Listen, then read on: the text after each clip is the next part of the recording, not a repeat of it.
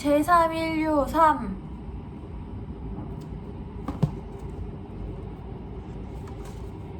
제1막 맹목의 시대. 인간은 진화할 수 있을까? 때로는 그들이 나를 불안하게 한다. 그들을 도와주어야 하나? 아니면 그냥 그들의 운명에 맡겨두어야 할까? 어쨌거나 그들을 저버릴 수는 없다. 나에게는 그들을 위한 거대한 계획이 있지 않은가? 내가 계획하고 있는 바로 그 일을 위해서 가장 상상력이 풍부하고 가장 겁이 없는 인간들 중에서 몇 사람을 선택해야 하리라. 그저 한두 사람이면 족하다. 대개는 그 정도면 다른 사람들을 이끌기에 충분하다. 그런데 그들을 어떻게 찾아낸다? 인간들은 너무나 많다. 게다가 내가 실수를 하게 되면, 그래서 어설픈 자들을 선택하게 되면 나는 인간들이 얼마나 큰 해를 끼칠 수 있는지 익히 알고 있다. 오늘 아침에만 해도 지각 없는 자들이 실험용 원자 폭탄 하나를 터뜨렸다. 그것도 내 거죽 아래에서. 그 폭탄은 여느 때보다 강력했다. 그들은 그런 폭탄이 나에게 얼마나 큰 피해를 야기하는지 알지 못한다. 그러니 그 뒤에 내가 반응을 보이면 깜짝 놀랄 수밖에. 2. 뉴스 특보. 오늘 오전 9시 23분에 인도양 해저에 대륙판들이 충돌하여 균열이 생겼고, 이때 마찰로 인하여 리히터 규모 9.1의 지진이 일어났습니다. 이 지진에 이어 파고 30m의 해일이 해안에서 10km 떨어진 내륙까지 밀어닥쳤습니다. 현장에 나가 있는 조르주 샤라스 통신원을 곧바로 불러보겠습니다. 조르주, 현장에서 모든 것을 보셨을 테니 정확히 무슨 일이 벌어졌는지 이야기해 주실 수 있겠지요? 네, 말씀하신 대로 저는 헬리콥터를 타고 상공을 날면서 참사를 목격했습니다. 그야말로 거대한 바다 괴물이 파키스탄 해안으로 지쳐 들어오는 것 같았습니다. 암독색 장벽이 은빛 거품을 뒤집어 쓴 채로 성난 급류처럼 파키스탄의 경제 중 심지 카라치를 덮쳤고, 빌딩들과 작은 집들이 마치 지점토로 만든 건물들처럼 뽑혀 나갔습니다. 정말 무시무시한 광경이었습니다. 주민들은 거리로 쏟아져 나와 자동차로 달렸습니다. 자동차가 없는 가난한 사람들은 멀리 달아나지 못했고, 차량과 인파가 한데 뒤섞이면서 길이 꽉 막혀버리자 승용차에 탔던 사람들은 쓸모없는 강철 조개 껍데기가 되어버린 차들에서 급히 빠져나왔습니다. 그들은 다른 박질을 쳤습니다. 가방을 들고 아이들을 업은 피난민들이 도로에 멈춰선 자동차들 사이로 긴 행렬을 이루며 내달렸습니다. 하지만 해일은 계속 밀어닥쳤고 어느 누구도 그 무엇도 수말을 저지할 수 없었습니다. 참혹하기 이를 데 없는 광경이었습니다. 수천 명의 사람들이 해일에 따라잡혀 익사하고 압사하고 물살에 휩쓸렸습니다. 물 위로 떠오른 자동차들은 소용돌이에 휘말린 배들이며 비틀린 버스들이며 구멍난 열차들이며 구부러진 가로등이며 지붕의 파편들에 이리저리 부딪혔습니다. 카라치는 이제 진흙탕에 빠진 도시일 뿐입니다. 수고하셨습니다, 조르주. 방금 들어온 소식입니다. 이재민들을 돕기 위한 국제적인 원조가 준비되고 있습니다. 파키스탄 당국의 발표에 따르면 이번 지진에 희생당한 사람들이 벌써 1만 명에서 2만 명에 달할 것이라고 합니다. 저희는 사태가 진행되는 대로 계속 속보를 전해드리도록 하겠습니다. 3. 옳지 됐어. 내 성능을 계속 개선한 보람이 있었어. 하지만 아직 정확성이 부족해. 내가 겨냥한 것은 저 영토에 사는 인간들이 아니야. 북서쪽으로 훨씬 더 멀리 최근에 지하 핵폭발이 일어났던 곳을 타격해야 했어. 하는 수 없지. 그래도 이번 일이 저들에게 깊이 생각할 계기를 주었을 거야. 내가 저들에게 너무 가혹한가? 한두 사람을 선택해서 그들에게 나의 위대한 계획을 계시해야 해. 저렇게 거대한 무리를 지어 우글거리는 인간들 중에서 어떻게 그들을 찾아내지? 먼저 분노를 가라앉혀야 해. 몇몇 인간에게 임무를 맡긴다는 구상을 잠시 잊고 휴식을 취해야 해. 그런데 이건 또 무슨 일이지? 남극 쪽에서 무언가 나를 찌르고 있어. 인간들이 벌써 복수를 시도하는 것일까? 그게 가능한 일인가? 아니야, 인간들은 내가 살아있는 존재라는 사실을 알아차리지도 못했어. 그러니 어떻게 나를 벌하고 싶어 할 수 있겠어. 남극 탐사. 다이아몬드를 박은 타나텅스텐 끄트머리가 방금 땅껍질의 단단한 층 하나를 뚫었다. 시추기의 철관 끝에 달린 비트는 이제 아무런 저항도 받지 않고 마치 드라이버가 물은 목재를 뚫고 들어가듯 땅속을 파고든다. 지표는 남극의 얼음으로 덮인 백색 지옥이다. 샤를 웰즈 과학탐사대의 새 대원이 쌩쌩 부는 바람을 맞으며 10m 높이의 건양탑 옆에 모여있다. 이 건양탑은 그들이 끈기 있게 작업을 벌인 끝에 조립해낸 것이다. 건양기의 엔진이 돌아가면서 모든 퇴적 지층을 뚫고 내려간 무거운 강철 시추봉들이 다시 올라온다. 시추기의 모니터에는 중요한 측정치들이 나타난다. 정확히 3623m 깊이에서 공기혈이 탐지되었다. 펭귄 한 마리가 무심한 눈길을 보내는 가운데 세 사람은 건양 장치들을 하나씩 해체하여 시추기를 치운 뒤에 뻥 뚫린 구멍 위로 몸을 구부린다. 타나텅스텐 비트가 직경 1m의 구멍을 뚫어냈다. 그 정도의 직경이면 그들이 구멍을 통해 내려가기에는 충분하다. 그들은 강철 케이블로 된 길고 탄력성이 좋은 사다리를 구멍 속으로 던진다. 두꺼운 주황색 아노락을 든든하게 차려입은 새 탐사자들은 어둠 속으로 빠져든다. 커다란 손전등의 하얀 불빛뿐만 아니라 그보다 빛다발이 좁은 헬멧 라이트의 노란 불빛을 받으면서 대지에 번들거리는 배속이 그들 주위로 모습을 드러낸다. 땅속 깊은 곳으로 들어가는 세 사람은 동굴 탐험가가 아니다. 그중 둘은 고생물 학자이다. 그들이 여기에 온 것은 샤를 웰즈 교수의 가설을 확증하기 위함이다. 샤를 웰즈 교수는 세 사람 가운데 가장 나이가 많고 이 탐사대에도 그의 이름이 붙어 있다. 그의 주장에 따르면 옛날에는 남극의 기온이 오늘날보다 온화했고 광대한 침엽수림이 있었으며 그 침엽수림에는 아마도 공룡들이 살고 있었으리라고 한다. 이 가설을 뒷받침해주는 발견이 이루어지기도 했다. 1990년대에 유럽 원격 감지 위성을 이용한 탐사 작업을 통해 거대한 빙저우의 존재가 확인된 것이다. 이 호수는 남극에 설치된 러시아 보스토크 기지 근처의 대륙빙 아래 3km 깊이에 있으며 길이는 250km, 너비는 50km에 달한다고 한다. 2012년 2월에는 러시아 탐사팀이 엄밀한 의미로 호수의 표면이라 할 수 있는 곳까지 구멍을 내는데 성공했다. 하지만 이 구멍은 직경이 겨우 몇 센티미터 밖에 되지 않아서 이 구멍을 통해서 할 수 있는 일은 그저 광석과 얼음의 시료들을 추출하는 것뿐이었다. 이번에는 구멍이 제법 넓어서 그들 세 사람이 대륙빙 속으로 들어갈 수 있는 것이다. 한때 남극 대륙에 생명이 번창했다면 그 빙저우는 당연히 생명의 흔적을 화석의 형태로 간직하고 있을 것이다. 웰즈 교수는 그 점을 확신하고 있다.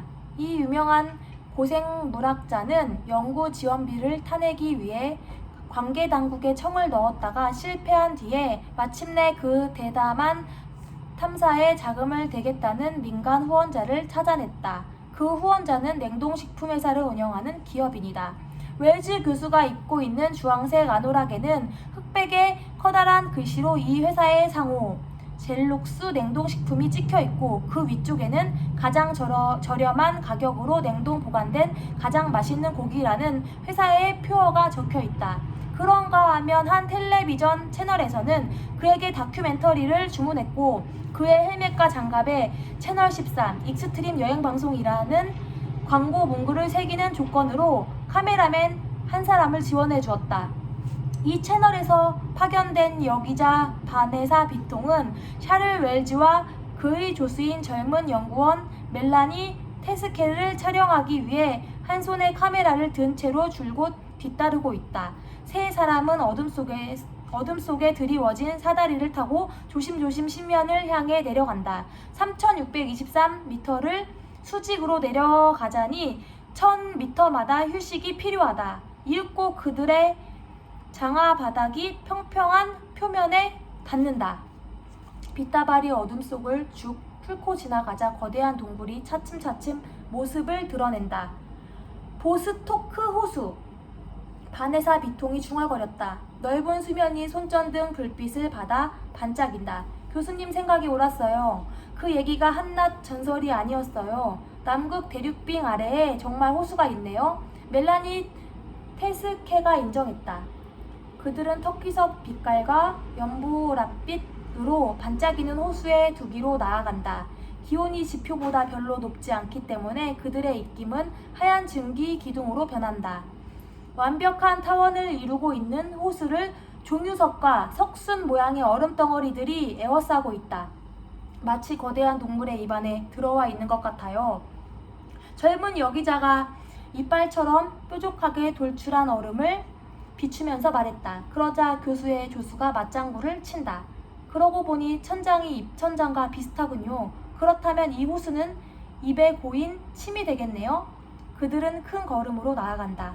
벽에 이끼와 고사리 같은 식물 화석의 흔적들이 나타난다. 여기에 분명 생명이 있었어요. 그들은 탐사를 계속하다가 북쪽강과 이메페강에 속하는 연체 동물들과 다른 동물들의 화석을 발견한다. 멜라니 테스케는 끌을 사용하여 화석 몇 개를 떼어낸다.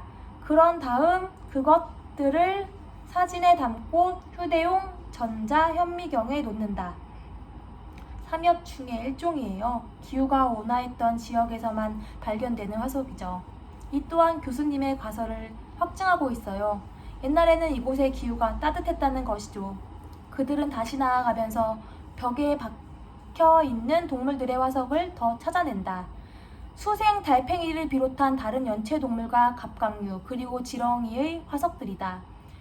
멜라니가 화석들을 살피며 말한다. 다들 엄청 큰데요? 이렇게 큰 암모나이트는 본 적이 없어요. 그들은 호수의 둑을 따라 걸어가면서 불빛을 비추고 화석들을 사진과 영상에 담고 암석 조각들을 채취하여 즉석에서 분석한다. 수첩에 기록하는 것을 선호하는 웰즈 박사는 거기에 무언가를 열심히 적고 있다. 정말이지 우리의 고생이 헛되지 않았어요, 교수님. 여 조수는 그 말끝에 지레 입찬 소리를 한다. 이제 다시 올라가서 이 발견을 세상에 알려도 되겠어요. 여기자가 다가와서 교수의 수첩을 클로즈업으로 촬영하며 말한다. 예전의 과학자들처럼 종이와 만년필을 사용하시네요. 시대에 뒤떨어진 면도 있으시군요. 교수님 같은 첨단의 과학자가 여전히 그런 도구를 사용하시다니 뜻밖이에요. 교수는 아무 대답 없이 몇 문장을 더 적고는 수첩을 도로 챙겨 넣고 걸어간다. 조수가 소리친다. 교수님, 너무 멀리 가지 마세요. 호반 전체를 탐사할 수는 없어요. 더 많은 장비를 갖춰서 다시 와야겠어요. 주황색 아노락 차림의 남자는 걸음을 멈추는가 싶더니 손전등으로 한 방향을 분명히 가리키면서 소리친다. 이쪽으로 가보세. 남극은 저들이 모여 사는 장소에서 너무나 멀리 떨어진 곳인데 도대체 무슨 사정이 있기에 저들이 나의 그 부분을 뚫고 들어온단 말인가. 교수가 가리킨 것은 호수의 중심선과 직각을 이루고 있는 동굴이다. 그들의 손전등 불빛에 암벽이 나타난다. 암벽 곳곳에 황토색과 붉은색과 분홍색의 암맥이 드러나 있다. 새 탐험가는 완만한 비탈을 따라 1km쯤 나아가서 두 번째 동굴에 다다른다. 높이는 첫 번째 동굴과 비슷하지만 너비는 더 좁은 동굴이다. 희부연 안개가 바닥을 덮고 있다. 불투명한 증기에 휩싸인 뾰족한 바위들이 손전등을 빛다발 속으로 불쑥불쑥 나타난다. 바네사 비통이 촬영을 계속하면서 다시 빗대어 말한다. 구강에 이어 이번에는 괴물의 위장 속으로 들어온 건가요? 위장이라기보다 심장 속에 들어온 것인지도 모르죠. 멜라니 테스케는 그렇게 한술 더 뜨며 천장의 한 구석을 비춘다. 이리저리 복잡하게 나 있는 검은 암맥들이 불빛을 받아 번쩍인다. 샤를 웰즈는 손전등의 빔을 이동시키다 뜻밖의 것을 발견하고 손길을 멈춘다. 희고 내신한 돌출물 하나가 바닥에 깔린 안개를 뚫고 불쑥 나타난 것이다. 조금 동그스름하게 생긴 물체인데 그 높이가 몇 미터에 달한다. 기자가 호기심을 보이며 묻는다. 저게 뭐죠? 석순으로 보기에는 너무 구부스름한데요? 조수 역시 의아해하는 기색이다. 그들은 안개가 후광처럼 휩싸고 있는 그 기이한 형체로 다가가서 불빛을 비춘다. 이건 어느 뭐로 보나 광물이 아니에요. 식물은 더더욱 아니고. 멜라니의 단언에 웰즈 교수가 힘을 실어준다. 이건 석순이 아니라 동물의 뼈예요. 뼈요. 짐작컨대 갈비뼈가 아닌가 싶소. 길이가 몇 미터나 되는 갈비뼈요. 그의 숨결이 더욱 빨라진다. 갈비뼈라고요? 고생 물학자는 흥분을 가누지 못하고 알려준다. 내가 보기엔 어떤 공룡의 뼈대에 속해 있는 갈비뼈요. 그러고는 장갑에서 뼈에 얼어붙은 성애를 문지르며 두 여자에게 자기의 가설을 설명한다. 여기에 한때 공룡이 살았다는 것을 짐작할 수 있소. 공룡들은 지표가 살기 힘든 환경으로 변하자 스스로를 지키기 위해 지하로 숨어들지 않았을까 싶소. 지표의 환경이 악조건으로 변한 것은 아마도 온도나 중력의 변화가 생겼기 때문일 거요. 웰즈 교수는 손전등의 동그란 불빛으로 바닥을 이리저리 비춰보며 그 거대한 갈비뼈가 엄청난 크기의 다른 갈비뼈들과 함께 복장뼈에 연결되어 있고 뒤쪽으로는 등뼈로 이어져 있음을 확인한다. 그 등뼈는 목뼈로 이어지고 다시 머리뼈와 아주 비슷하게 생긴 둥그런 뼈로 연결되어 있다. 제가 보기에 이건 공룡이 아니에요. 그러면서 조수는 어마어마하게 큰 머리뼈 위로 빗다발을 이동시킨다. 그림자들이 만들어내는 묘한 효과 때문에 마치 해골의 눈구멍에 생기가 도는 것만 같다. 솔직히 말하자면 이건 파충류에 속하는 동물도 아니지 싶어요. 제 느낌에는 그보다 커다란 원숭이나 유인원에 가까워요. 멜라니가 중얼거리자 교수가 말끝을 단다. 이건 인간일세. 하지만 키가 엄청나게 큰 인간이지. 이번에는 저들이 아주 깊숙하게 파고들어 왔다. 내 거죽 아래로 3km에는 좋게 들어와 있다. 저들이 이제 무슨 짓을 하려는 거지? 여기 자 바네사 비통은 선사시대 인류의 두개골 쪽으로 카메라를 돌려 방구 모양의 마루뼈와 이마뼈와 눈구멍을 촬영한다. 두 과학자는 모든 각도에서 그 기이한 해골을 사진에 담더니 동굴 탐사를 계속하기로 결정한다. 그들은 인간과 유사하게 생긴 동물의 해골을 또 발견한다. 이번 것도 첫 번째 해골만큼이나 거대하고 모든 뼈가 온전하게 붙어있다. 성애가 조금 달라붙어 있긴 하지만 찬 기운 덕분에 보존 상태가 완벽한 것이다. 샤를 웰즈는 이제 입을 자꾸 실룩거린다. 기쁨을 제대로 가누지 못하고 있음을 보여주는 신경성 틱이다. 그는 손전등으로 하얀 콧수염과 턱수염을 문지른다.